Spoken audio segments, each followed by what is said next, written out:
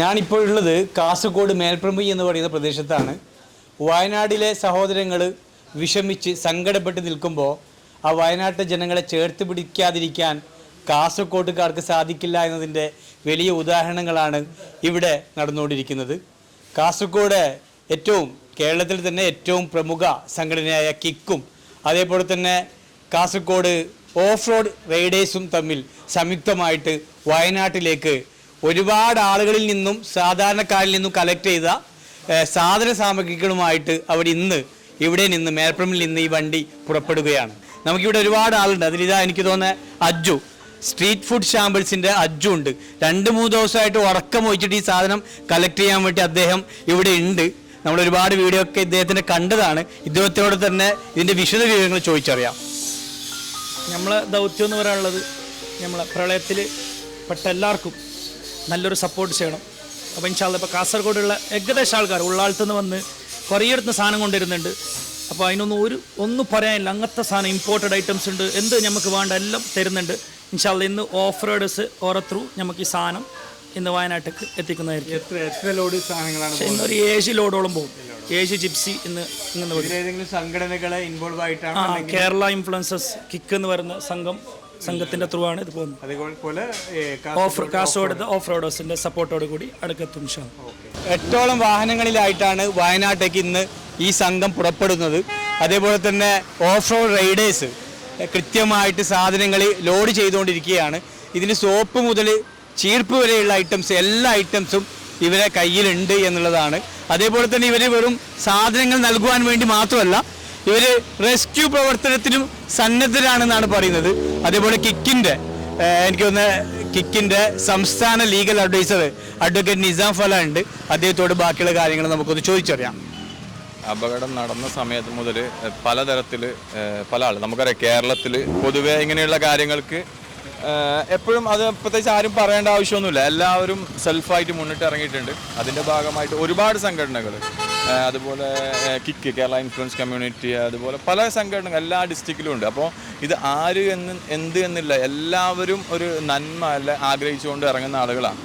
അപ്പോൾ സത്യം പറഞ്ഞാൽ ഇന്നും ഇന്നലെയായിട്ട് ഒരുപാട് സാധനങ്ങൾ അവിടെ സ്റ്റോക്ക് ചെയ്തിട്ടുണ്ട്. നമ്മുടെ എല്ലാ ഡിസ്ട്രിക്റ്റിലുള്ള പോയിന്റുകളിലും സാധനങ്ങൾ സ്റ്റോക്ക് ചെയ്യണം. അവശ്യ സാധനങ്ങളൊക്കെ സ്റ്റോക്കാണ്. അപ്പോൾ ഇപ്പോൾ കുറച്ച് ദിവസം മുമ്പ് അവിടെയുള്ള ആളുകൾ, കുറച്ച് മണിക്കൂറുകൾ മുമ്പ് അവിടെയുള്ള ആളുകൾ സംസാരിച്ചപ്പോൾ മനസ്സിലാക്കാൻ പറ്റും, ഇനി അവർക്ക് ആവശ്യം കൂടുതലായിട്ട് നമ്മുടെ ഭക്ഷണ സാധനത്തിനപ്പുറം ഒന്നെങ്കിൽ പല ആളുകളും ക്യാമ്പിലാണ്. നമുക്കറിയാലോ, സ്വാഭാവികമായിട്ടും അവർക്ക് ഒന്നുമില്ലാത്ത അവസ്ഥ, 0 എന്നുള്ളൊരവസ്ഥയാണ്. അപ്പോൾ അവർക്ക് ഇനി കൂടുതലായിട്ട് അവരൊന്ന് പുനരധിവാസം, അവർ ഏതെങ്കിലും മാറ്റി പാർപ്പിക്കാൻ ചിലപ്പോൾ ഒരു വീട് വെച്ച് കൊടുക്കാമെന്നൊന്നും ചിലപ്പോൾ ഓരോരുത്തർക്ക് കഴിയണമെന്നില്ല. പക്ഷേ പലരും ഒന്ന് ആദ്യം ഒരു ഇമ്മീഡിയറ്റ് ആയിട്ട് ഒരു വാടക സ്ഥലത്തേക്ക് മാറ്റുന്നുണ്ടെങ്കിൽ അവർക്ക് വേണ്ട ഹോം അപ്ലയൻസ്, ബെഡ്, കിടക്ക പോലുള്ള സംഭവം അവരെ ഒന്ന് സെറ്റ് ചെയ്യുക. അതിലിപ്പോൾ ഗ്യാസ് മുതൽ ഒരു തീപ്പെട്ടി, അത് വീട്ടിൽ ആവശ്യമായിട്ടുള്ള സാധനങ്ങളിലേക്കാണ് ഇനി ഫോക്കസ് ചെയ്യുന്നത്.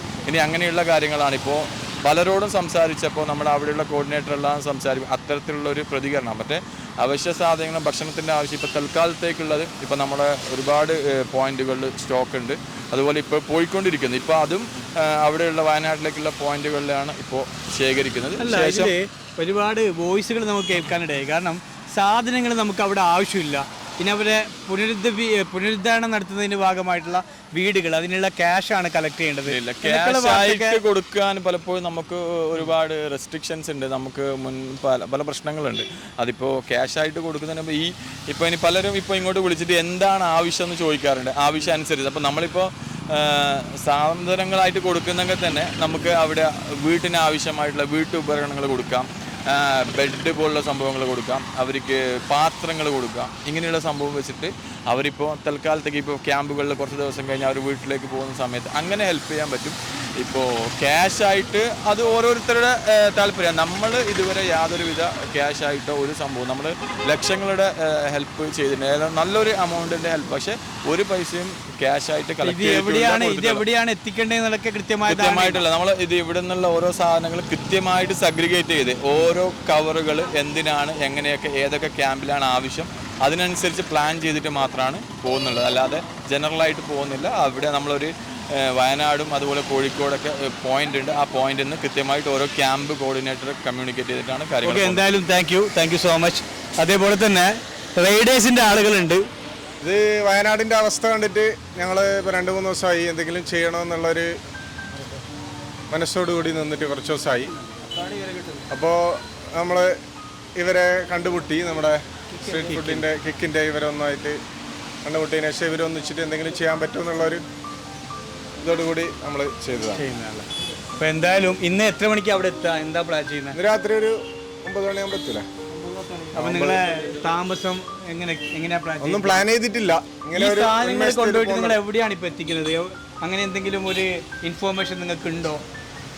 വ്യക്തതയുണ്ടോ? സ്റ്റോക്ക് പോയിന്റ് ഉണ്ടോ? അവിടെ സ്റ്റോക്ക് പോയിന്റ് ഉണ്ടെന്ന് പറഞ്ഞത്. അതിന് കോൺടാക്ട് ചെയ്യാൻ ഏതെങ്കിലും നമ്പർ കിട്ടിയിട്ടുണ്ടോ? നമ്പറുണ്ട്. അവരെ കോൺടാക്ട് ചെയ്തിട്ട് ഇത് ആ സ്റ്റോക്ക് പോയിന്റിലേക്ക് കിക്കിന്റെ സ്റ്റോക്ക് പോയിന്റിലോട്ടാണ് പോകുന്നത് അല്ലേ? അപ്പോൾ എന്തായാലും നല്ലൊരു പ്രവൃത്തിയാണ്. ഇതിന് മുന്നിട്ടിറങ്ങിയ നിങ്ങൾക്ക് റിയൽ ഇന്ത്യ വിഷൻ്റെ ഒരുപാട് നന്ദി അറിയിക്കുകയാണ്. ഓക്കെ.